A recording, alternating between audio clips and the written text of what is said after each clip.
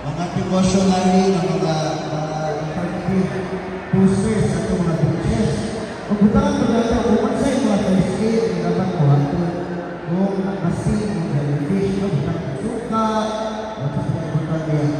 So, ang tunay magkabalakas, salang ang mga kaso niya, wala siga-siga magdating sa pag-iingat. Be safe and have fun. So, with this 7 happy habits, mas basko ang atong komunidad ngayon sa peligro o sakit. So, once again, good morning. Thank you so much, Doc Rizal, for that brief and precise discussion on healthy habits.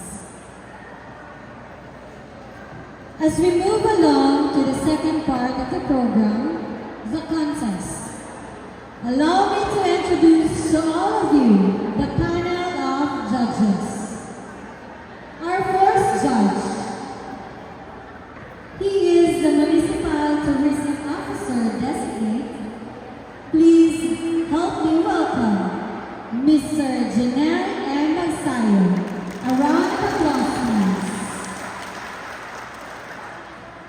We are delighted to have with us our second judge.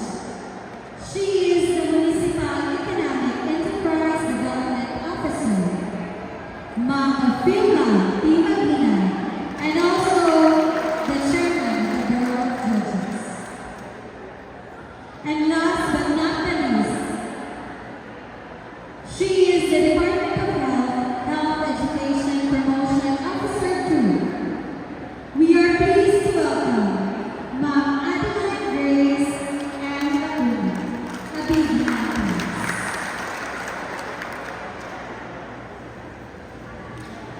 So I guess every contingents are ready.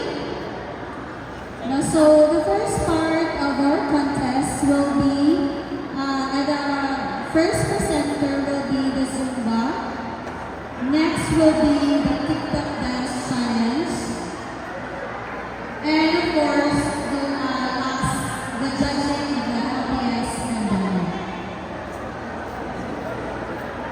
So before we will start for the contest proper, please hear me out for the mechanics. So these are the mechanics. First, for the TikTok Dance Challenge. So for the TikTok contingents, please listen carefully.